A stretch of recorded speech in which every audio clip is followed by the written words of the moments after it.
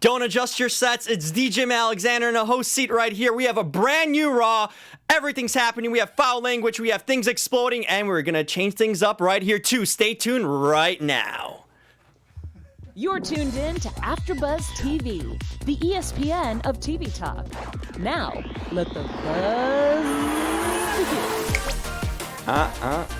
Wait for that Mac, please. Oh, they gave the AfterBuzz song like 2 seconds. Yeah, that's what I'm Mac talking song. about, Bring man. it out. Bring it out. Who's requesting AfterBuzz song? Hey, photogenic. I told him not to adjust the sets because Mac's probably putting up an album right now for another intro. Yeah, where's the TV at? Canada? Probably Canada Day. Working. Canada She's Day. selling cocoa butter. She's got things to do. Cocoa butter on Canada Day. Yeah, shout out to TK Trinidad. Yeah, we got a new Raw. Everything's going. We have a newer panel. We have a new panelist right here for today. So a lot of new things happening. And listen, I know I've been getting all the emails. I've been getting the fan mail, the tweets. I've been getting the emails. The fans want the show to be sexier, to sexy it up. So here's DJ Alexander, 2 buttons down. That's not what I read at all. Baron Corbin, just like Baron Corbin. My eyes have been drifting down. Homage to Baron Corbin. We need to make it sexier, you know. So now it's like I've been given the dancing, and people want more. So got the sexy gym right now. I just want to say, coiffed hair. Oh, yes. You need that proper introduction. And the man that's, I got it all coiffed, but the man that's got a website to tell you about and an introduction to my far left. FlowPeople.com. It's a boy, Flow Boys. Thank you so much for keeping me inside your house, your homes, and second screens for Monday Night Raw After Show. And next to Flow Beater.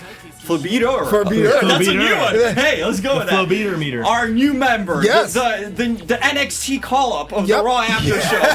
The man that we will be seeing and showcasing right here, filling in, doing a great job. Tell us all about yourself. I'm Jack, and I'm a first-time, long-time, actually, so super excited to be here, and what a Raw to be a part of. There's lots of things changing, as you said, including the show. It's a debut. I like that. Yes. We are creating stars of tomorrow. I love it, yeah. Stars of tomorrow. So, Jack, I'm so glad you're here, but you have too many buttons up. You gotta be like Jim. Hey. It's 2 buttons down. Listen, I answered a fan mail. It's gonna be sexy, but there's only so much room for it. We don't want to take it over the top like Raw tonight. We had a new Raw. First of all, we're gonna start with you guys. What are your thoughts of this new Raw? If you're tuning in every week, and you're seeing tonight's Raw, you felt it the first 5 minutes, you knew something was different about it completely. Absolutely. This Paul Heyman stuff, for those of you that haven't heard, been under a rock or somewhere, or in a cave, you've heard those references before. We're not going there, though. NXT reference. Yes, tune into NXT on Wednesday. Paul Heyman's taken over as executive director of Monday Night Raw, Bischoff on SmackDown. What were your first impressions, Flobo, of tonight's Raw in general? What did you see? How did you feel about it? Absolutely. The thing is, at first, I was like, well, it's probably another episode of Raw. Put the show on, went out to make something to eat, and then all I heard was Corey Graves swearing. He actually dropped the S-bomb. Wow. I mean, that opening match was way different. It's a whole new era. It kind of reminds you how I was wrestling when I was a kid, kind of Attitude Era light. It's big, it's bold, it's crazy, it's unequal, it's awkward, it's all rolled into one, but it's something I feel something about, which I haven't felt in a long time. Yeah, this is the first episode of Raw I've seen in a long time where I actually picked a good one. I was very curious about what's going to happen next. And even if I knew nothing about the Paul Heyman stuff, I would have known right away something about this episode was different. Potty mouths.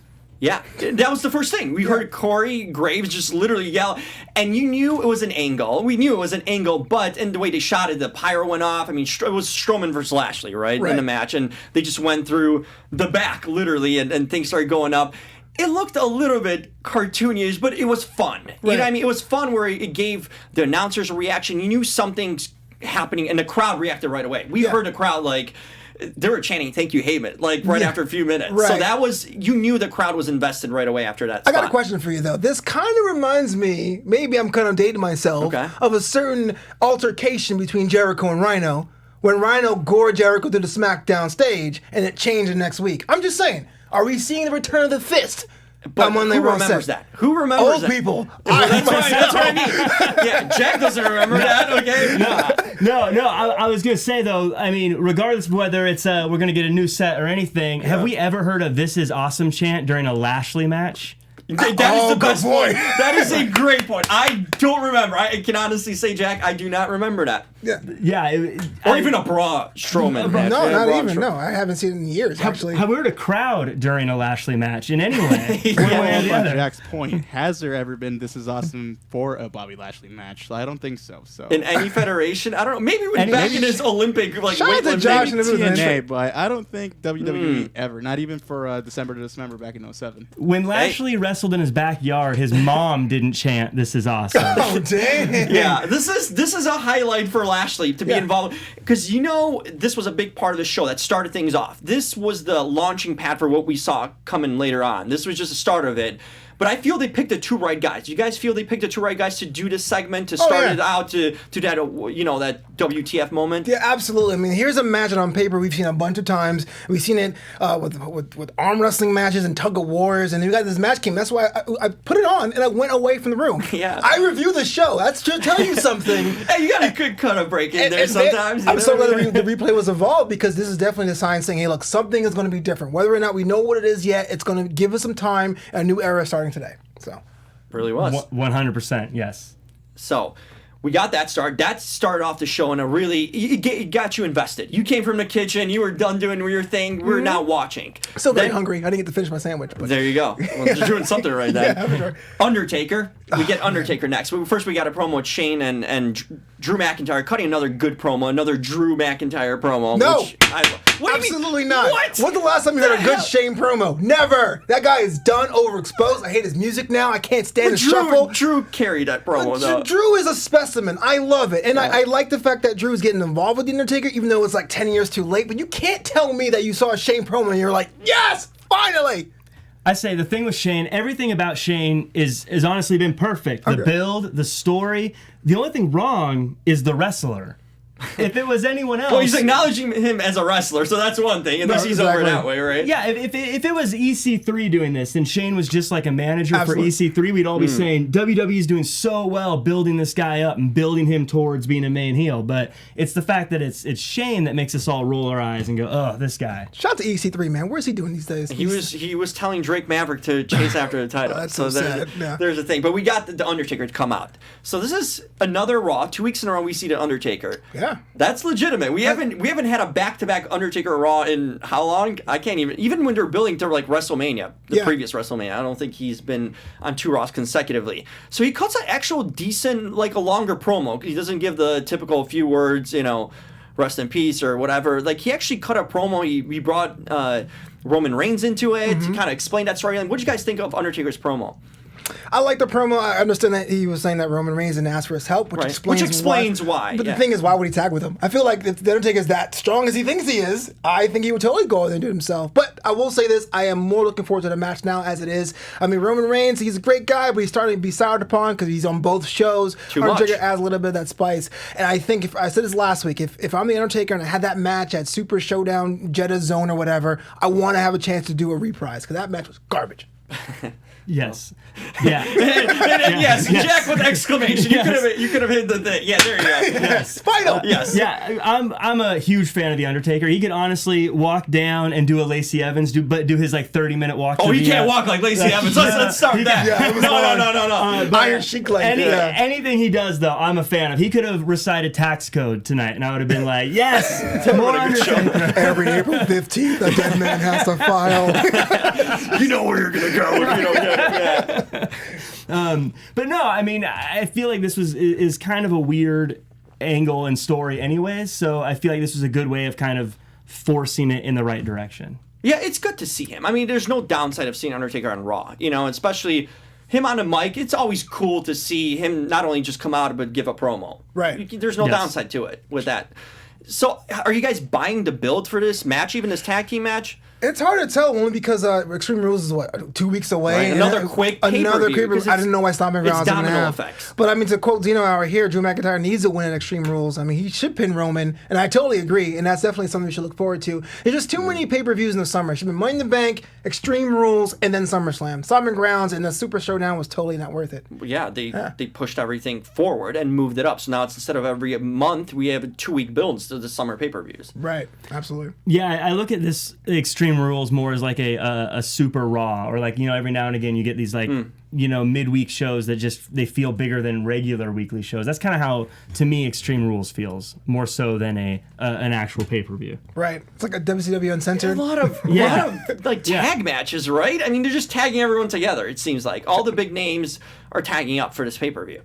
Yeah, I mean, there's tag matches, and on the shows themselves, a lot of 2 or 3 falls matches. So it made me believe at first that maybe they didn't have the roster to support that. Maybe they were splitting the things. Or I really think that Extreme Rules is kind of the last bastion of the old guard, because now these two shows gonna have a whole new thing. It's already been set and written in a way. So now I think it's gonna. You're right. The launching pad's gonna start for the new feuds, and the new wrestlers are going to see up and coming right after a pay-per-view. So it's in a sense a blow off of some of these storylines.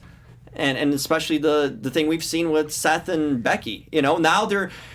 So before we get into that whole thing, the love relationship, we have a love relationship with our fans out here. All of you that tune in, Jack will tell you all about it. Hey guys, before we move on to the next topic, we just want to say thank you for making us the ESPN of TV talk. For us to continue to grow, we would like to ask all of you to go ahead and like, subscribe, comment below, give us ratings on iTunes, and all that good stuff. You guys know what to do. You're not new to this, so go ahead and make sure you do all that. And being a part of AfterBuzz has meant so much to me already. Just here on my debut. I get 20 minutes. I get to talk about wrestling with people. He's the main event, yeah. So it's been a long, hard journey to get here. But after 15 minutes, I'm excited to tell you that it's all been worth it, you guys. Yeah. Well, it'll be worth it when you start hearing from Zeno R, Haywood, all the regulars. Oh, shout out to Boza, Dylan Matthews in the chat. Right. My boy Dylan. Your boy Dylan. Yeah, Yes. What's up, Dylan? How's it going?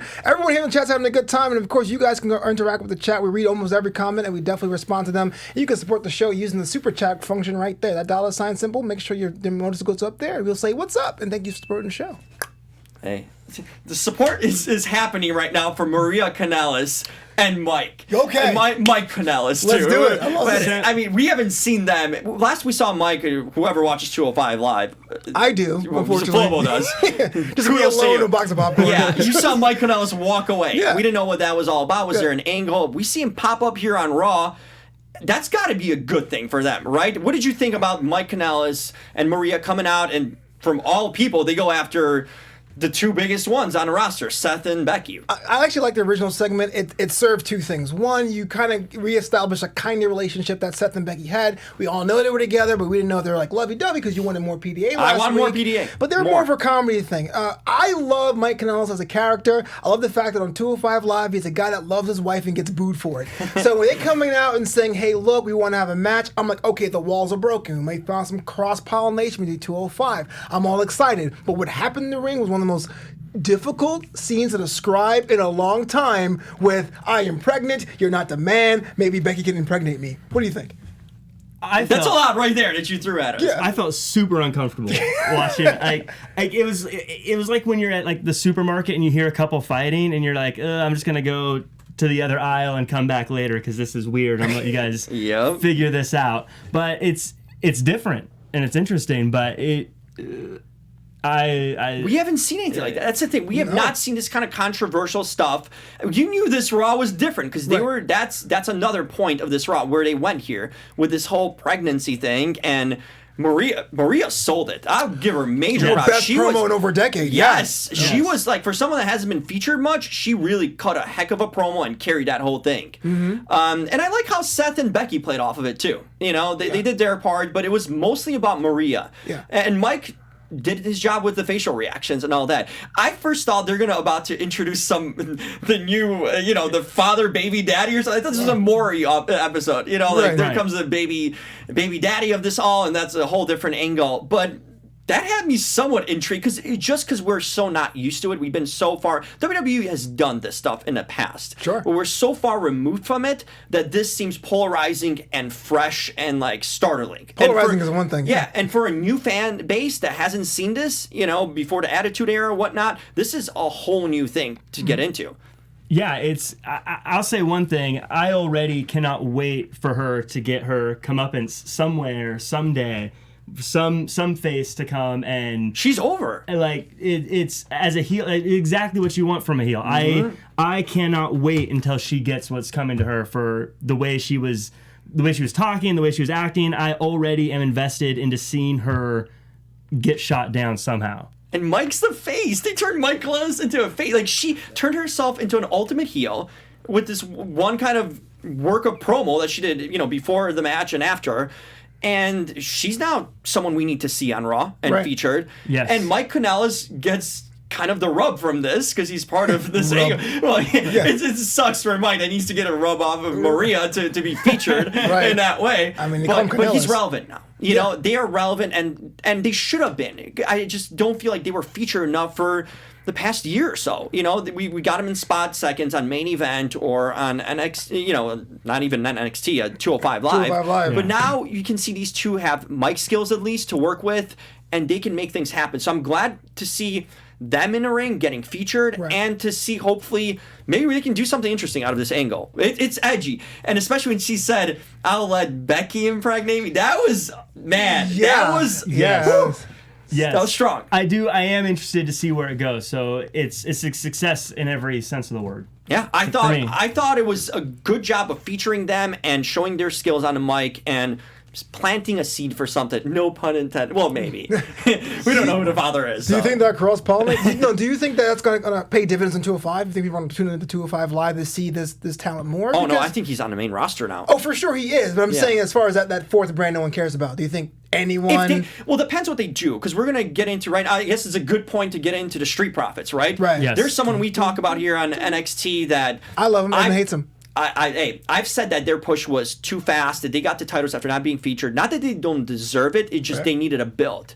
What I saw from them on Raw tonight, cutting these promos and being featured, it's the best thing I've seen from them and NXT in months. Absolutely. They were over right away with a brand new crowd and a brand new show. So let me ask you, Jack, about the Street Profits. So they come out, they do two promos, they're doing like the wild and crazy guys, whatever that is. I mean, were you a fan of them? Were you on board beforehand? Did it make you change your opinion about them? I was a reluctant fan, actually. So I watch NXT and like a riddle like you are with riddle. Yeah, where like at first I was like, these guys are jokes, whatever. But then kind of, and to be fair, kind of in the way they were pushed, like I slowly kind of jumped on and slowly was like, these guys are just fun. Like they're fun characters to watch. And I agreed today with them interacting with Heyman and kind of throwing him off his game a little bit, and then and everything they did, I thought they're just a fun team. Do I think they're the greatest tag team in the world? No, but I think that they're someone who's they're just fun. Like it's kind of like an R-Truth for me, where like, do I think he should be the world champion just because he's entertaining right now? No, but when they're on, I'm like, this is fun. This is fun TV to watch. It's entertaining. I think it's a win. I agree for them. Another win for them being featured. They did acknowledge NXT titles, so that's a good that's thing too. That's the first time for real, because the Viking Raiders didn't have that. I always say the Street Profits are the team of the guys that like went to your college but never went to your class. You're like, yo, Angelo, what are you doing in the parking lot? Like getting girls, you know what I mean? It was so much fun. I think that fun gimmicks get kind of overlooked for not being serious, not being competitive, but you need that. Yeah, the kids appreciate it on one level, but for someone watching 3 hours of wrestling at a time, you all can't be bruisers. You all can't be strong style. And I thought that was a cool like little change of pace. Even though I like bruisers and strong style. Oh, I do too, but like I love cake. But these guys, cake all day. they can get over. They keep on featuring them the way they did, and they can cut promos. So this was a good debut for them. Another group that hasn't been getting over, but now getting the Raw spotlight, and I thought it worked. Yeah.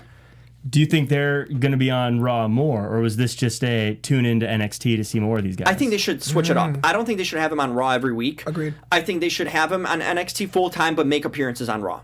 That way they're kind of relevant on NXT for sure, and the titles become more relevant, and they're still featured on a major show. Yeah, that makes sense. And that kind of on a weird back way kind of bolsters the women's tag division, because you can say you can go back and forth and appear on different shows in a week and not seem like it's a hard line. It can work. I mean, now the lines are blurred, right? So there's no standard thing. Oh, yeah.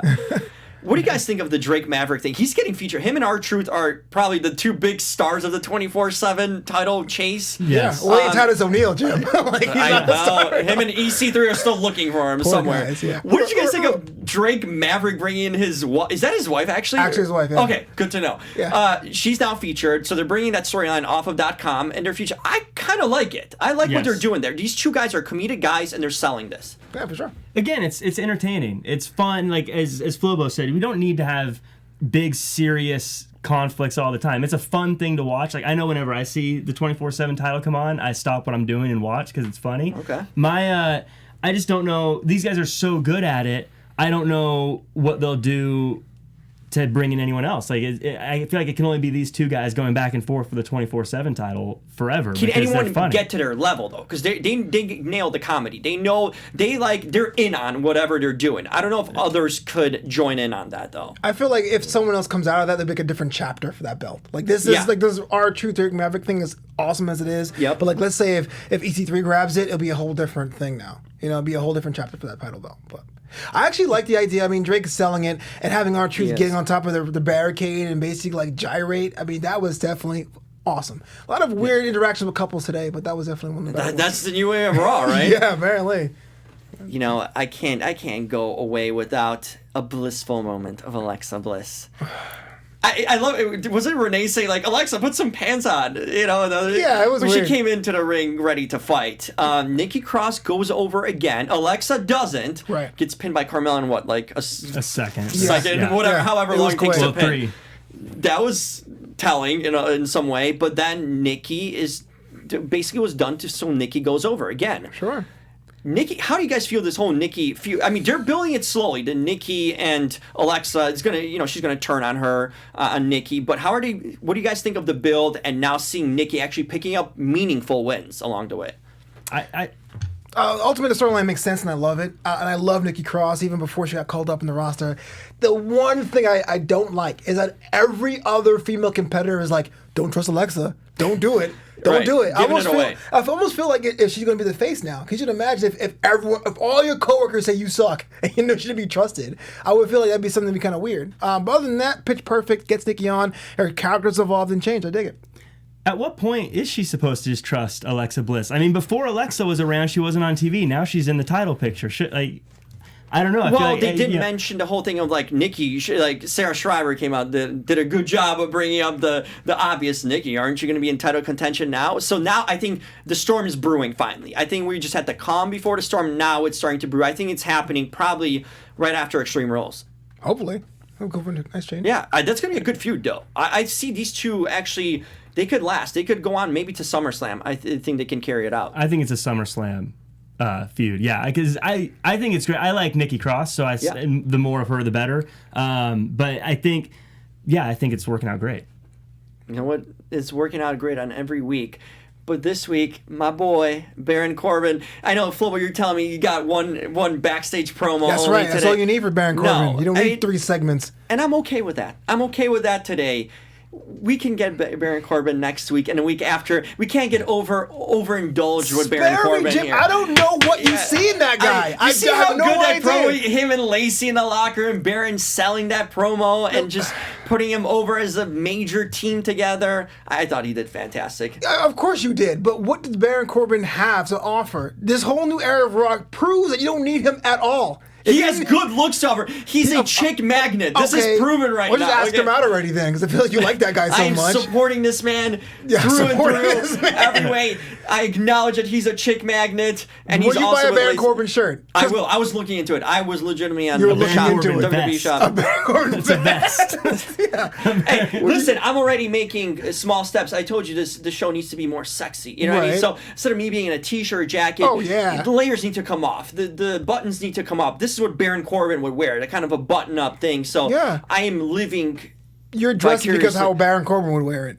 And because I'm bringing the sexy back too, and you know this time when it gets sexy, there's a certain theme and music that gets things rolling, you know, around here, that gets the gyrations. That's right, Jim's Boudoir.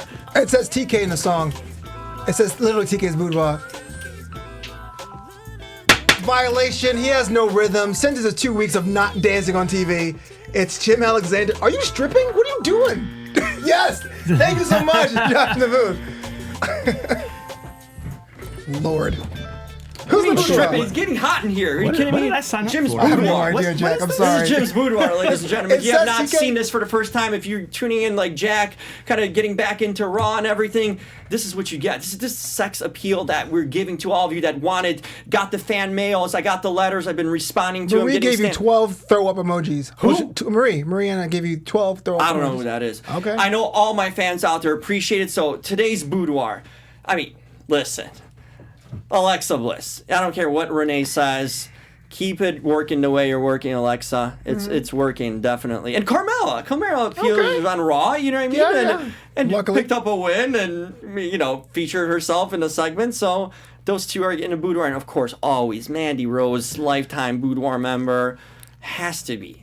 Has to be. You put Mandy Rose in there. She's like your Naomi. She could be at home eating bonbons. Not even It don't matter. on TV. You're going to be in the boudoir. Mandy Rose, lifetime Boudoir member. And from the guys, any suggestions? Derek Maverick. Or Drake Maverick. Drake. I was actually going to go with Drake. You know what? He's dressing classy. He's dressing ready for his honeymoon and all. He brought his wife out. Let's give it to Drake Maverick. While we're on the subject, I might as well add into it too because TK is not here. I liked Charlie's journalistic integrity. Her questions were on point tonight. So They were? Yeah, they were. They were in. She was having fun. I listened to the articles, man. I listened to her questions. She did get a little hung up after the whole Kanellis thing. Oh, well, I would too. You know what? We'll put in Maria. Maria deserves a Boudoir mention for sure today. You know what I mean? I don't think she's pregnant or anything, but she cut it on the mic. So Maria in the Boudoir, and this was Jim's Boudoir, formerly featured by TK. TK's gonna kill you. Hey, it's all good. Show up, TK, then we can join it together. The shade. So. I thought I'm gonna get that ding, but what the? No, it doesn't go like that. I was supposed to get like the wing thing. Like, you can't curtsy after doing it. Man. Thank you so much. Where's Ryan? Where's Ryan? He's my referee. Ryan's my personal referee. If I had there too. If it was a Jim's Boudoir 24/7, Ryan would be making accounts for me. Right, I believe that. Yeah, with all this stuff. So now going into more of Raw. So we've seen these new debuts. We're, in a sense, repackaging of a lot of people, right? Coming up.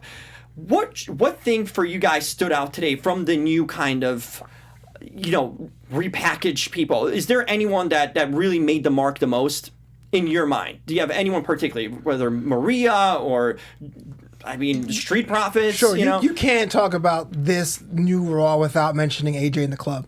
These guys were. I was just gonna go. If you went anywhere else, everyone had a nice debut. Yeah, everyone had a nice debut, yeah. But that was. We had basically we had a repeat of last week's main event, right? But what was going to be different? And they pulled one on everyone. That was a hell of an ending. I was against them fighting, having Ricochet versus AJ last week. I didn't want it, but now I understand the payoff of it. These were the stars of the night, no question. Yes. Even when we saw everything. Jack, what are your thoughts on the club and AJ turning heel full blown? The whole thing I thought was done perfect because the whole thing with them coming out last week and then coming out again this week, and there's that whole will he or won't he turn, and it was great. I think this is something that is AJ needs this. I think he's gotten very boring as a face at this point. Especially at Raw. He hasn't found his way. He's been kind of stumbling a lot. I know he was out a little bit with an injury, but it was just time off. But that was a way of kind of bring him fresh back, and now this works. Yes, and I think it feels like it's got weight to it too, because the whole club thing, the whole back. I feel like this is a trio that can do big things as opposed to just kind of a random throwing together of people that we've seen in the past sometimes with when Lashley and McIntyre. Right, they're not a manufactured team. They have a history. Yes. So you have them in the tag division or AJ in the US division, or have them both at the same time? No, I think right now what they can do, they can go multiple ways. Sure. What the thing is, right now, I guess you can blow off the Ricochet feud technically. What you should do, they should be a main event staple. We need them to be destroying people. Going from mid-card all the way to the top. Yeah. Where Seth, I guess, would be the ultimate, goal to knock him out. Yeah. And maybe get the title to AJ with the help. But this could be a long build. Like, what they need to do is start off kind of in a mid-card. Maybe what Ricochet tonight was the start, but then start progressing. They need to be beating people down every week. With AJ calling the shots and Gallows getting, and both of those guys getting over and knocking everyone out and putting themselves over in the same time. Oh, first of all, I want to say that we're going to start a chat boudoir, certainly, and Dylan and Charlene are in the chat boudoir. So shout out to them because the TK's boudoir has been hijacked. Yeah, but I agree with you. The only thing I have a problem with is like you have to reestablish Gallows and Anderson. As much as I love them, they lost their matches and now they're in this heel group. So I have to give them. You got to feed them a team. I hate to be like not even Ryder and Hawkins, like a mid-grade team. Oh, don't ever compare it to Ryder and Hawkins. I'm not comparing them. I'm saying you got to feed them a team they can go over, but they're too low. But like something. But doesn't this get him over? Doesn't this heel turn joining with AJ put him? And all the stuff is forgotten about. Right. All the not getting over, and now pairing up with AJ, being the Bullet Club again. Right, but who do you go for first? Who's the first opponent? And it can't be Ricochet. He doesn't have a crew. So you have 3 guys. So who do they beat up first? Is my question. It'll be Ryder and Hawkins because all 3 of them were chatting in the back. Okay, there you go. I think that's sacrificial. That's what I'm saying. That's not entertaining. I think that'll be Extreme Rules, and then SummerSlam will be bigger. By SummerSlam, I think they should be literally. They can do so much with this group. You can add you could add certain members to it too, right? They should. But right now, roll with them 3, and this needs to be a long-term feud.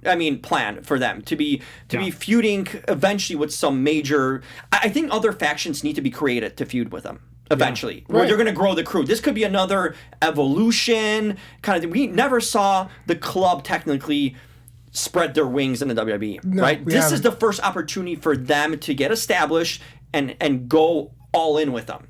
I've always been I'm a huge NWO guy, so I would love to see it grow massive. I'd love to have lots of people join. Maybe so you want new members. You want new members that were never affiliated. Because we have, We have Finn Balor, that's on SmackDown. Who else? Was Nakamura ever part of it or no? No, Nakamura wasn't part of the club. He was, I forgot the name of his group. I don't think it has to be people who were a part of it in Japan or anything. I think it's just make it its own thing. I don't think it needs to be as big as the NWO, but I'd like to have like 5 members would be good. Yeah, 5 members would be good.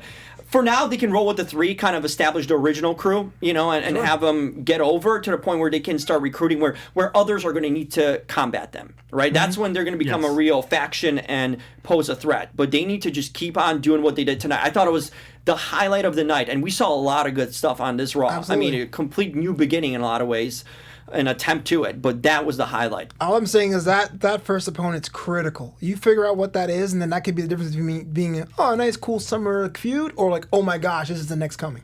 That's why I think it's Ryder and Hawkins. I think at Extreme Rules, they can also do a pretty brutal beatdown. Like they can throw them through a table. It can be a tables match or some sort of hardcore thing where they really just bludgeon them and make them look Bludgeon Brothers? No. Oh man, poor choice of words. But just really beat them down in a way that kind of like silences the audience, almost like, whoa, this is serious. These guys are really dangerous. They're not just the silly club guys from before. They could be the best faction in WWE quickly. Yes. Quickly. Because they have the credibility with AJ, who's a heel now, and he's much better on Raw as a heel. He can get over as a face. I think he did his face run on SmackDown really well. But we haven't seen enough of heel AJ long-term in WWE. And with this Raw brand now, like him being new on Raw with a lot of feud possibilities, this is the perfect time to turn him heel. Because he was going to be stuck in the mid-card level if he didn't turn heel. Yeah, absolutely. So we got that covered in that sense. I want to go back to the Viking Raiders. Okay. We finally saw, we kind of talked about, we were talking about heel turns, but they officially made their heel kind of establishment tonight. Wouldn't you think so? I think so. I always thought they were neutral. They weren't booked either way. I thought they tagged on both sides, but having Joe come in and interfere with the tag team match and it being a 6-person tag, you don't tag with Joe unless you're a bad soul. So, shout out to the Viking Raiders. The Viking Raiders are the most fluid big man team I think I've ever seen. Like most big man tag teams are like big boot, pick the guy up, body slam, pick the guy up. But those guys, the way they like work together and are fluid, they can fly too. These guys can do anything. Yeah, they are one of my favorite tag teams right now in WWE. I think they're amazing. I think them tag team with Joe. As I was watching that, I was thinking a lot of meat there. They are they are one person short from like one of the best Survivor Series teams you could ask for. I like seeing them. I like seeing them have like a real opponent and watching that match. I was thinking I would love to see more New Day versus Viking Raiders. I think that's fair. Yeah. One thing that kind of got lost in all of this was Joe choking out. Joe choked out. Yeah, you were saying that. Yeah. that finally gives us, because we've been, I know Mac's been on Joe, and we all want Joe to do well. Box office. Yeah, but he is box office. He but like, is. he has never been utilized. But he's had some nice little runs where he's looked down. But now I really believe, like, he just proven a dominant streak in the last couple weeks since he dropped that title. It's a different Joe. There's something. I talk about aura and like feel, and it just feels different this time than other times. Hopefully they go through with the push. But I know you were saying here about 2 weeks ago that you didn't like the fact that Kofi's went over everybody, was becoming a championship. I mean, now he got choked out. Like, that's what now I mean. Into a tap we down. haven't seen Kofi do that too. Yeah. So that was the first time I can think of Kofi looking weak, right? Yeah. Is that what you wanted? Is that what that's? Yes, all right, yes, and that just shows Joe is being credible. First time I can honestly say I feel that Joe has a legitimate chance of winning a title in a Kofi feud. You think he does? Whether they extend it to SummerSlam, they might just have some kind of DQ finish or whatnot. I think this should extend to SummerSlam. Sorry to interrupt, but do you think with Heyman taking the helm of Raw, do you think Samoa Joe will have a similar role as to what Taz did in the early days of ECW? Yes. Wow, what a comment. 100%. Yes, that's his Joe in a lot of ways. That's his Taz in a lot of ways. Yeah. They have a similar skill set. Joe is more imposing looking in a lot of ways too. Plus, he's got that long-term credibility and we know Joe already. When Taz kind of came out, unless you were watching ECW, you really didn't know much about him. Joe is now someone I feel like under Heyman and even Bischoff's help, if they want to extend it to, with the Kofi thing too a little bit. That's a guy that if they put it all together to him, they can really do him a great service and favors. Sure. He was in the ring with both of the Viking Raiders and Big E, and he seemed bigger than all three of them. Most dominant. Like, of all of them. I don't know how big he is compared to them in actuality, but even with all those big guys in the ring, he felt like he was the giant of the group still, just because he has that aura about him, as you said. Aura. Just that 1 month ago, it wouldn't feel that way. You put him in that same situation, I don't think we get the same feeling or hope of Joe that we did right now. And I actually thought it was a bad thing when he dropped the title. I'm like, whoa, they didn't even give him a run. Clearly, they have plans for him. I'm not doubting that anymore. Oh, absolutely. I guess I'm more of a Samoa Joe homer. So ever since coming over to WWE, I've always been impressed with how they always had the monster aspect of him. His music was always tough. He was awesome on the microphone. Not a fan of the red and black. I mean, I hope he switched it up a little more often, but it's all good. But I think now is the opportunity for Joe to really be the face of Monday Night Raw. It comes that mid-Carter person that people are cool and talking about when you're at school, at work, or what have you. He really is the total package too, in that he has Lex Luger. He's on the Joe Express. He can he can talk on the mic. He looks legitimate. He wrestles well, as you said. He has the background. He's got all the tools. He's not missing anything. No. And he's someone that if you were to be watching wrestling with someone who hasn't watched, they would be like, yeah, that guy. He can beat people up. He has that clean start. It's crazy to see because he has not been getting over, not been featured for so long over the past year, and it just feels like we have not seen him in a long time. And he got reintroduced. Like they repackaged him without repackaging him, which is dropping it. Just taking that title from Ray. And I think that Ray feud. It looks irrelevant now because of Ray's injury and whatnot. They tried to involve Dominic, but that was the starting point that really led to this point. I feel like that really helped him, kind of go over Ray and establish a nasty streak, get that title, and the title was used as a prop, but in a good way. Right? Because it put over Ricochet. Now Ricochet feels more legitimate. Yeah, right. And also the placement of the Samoa Joe match, because it came right after the Braun Strowman Lashley thing. Yeah. So 40 minutes in, you're like, what is happening tonight? Everything is coming out off the wheels. It's chaos, and it definitely is starting the new era. So. Yeah, it's for the first time. I don't just think that he could beat Kofi. I think he should beat Kofi. Yeah, who better? Who could use that to catapult himself into the next level? He wins that match, and he's the ultimate heel and ultimate top guy. Yeah, and it feels like it plays right into what Kofi's doing as well, to have that big monster take his title. Instead of dropping it to Shane, right? That would not have any sort of rub, in that way as it would for Joe. I feel like we got pretty close to that before. Well, yeah, you never know. Yeah. I'm not going to take over this. I'm going to let Flobito go over his own segment. Oh, yeah. So, we're wrapping it up? Or is it? Yeah, there was wow, I can't believe it. It's so quick, so quick. Shout out. Yeah, exactly. Yes. Investigation. Yeah. How much left in the show? Of course, I'm at Flobito Voice on Twitter, at Flobito. Oh, Instagram. We can pull the plugs later. We're gonna go top 3 segment, the quick top 3 segment. Yeah. Before we get the heck out of here, we do something for AfterBuzz TV. I wanted to give you your own. I segment, got you. Yeah, I'm with you, man. The top 3 segments of the new Monday Night Raw. Paul Heyman is in effect.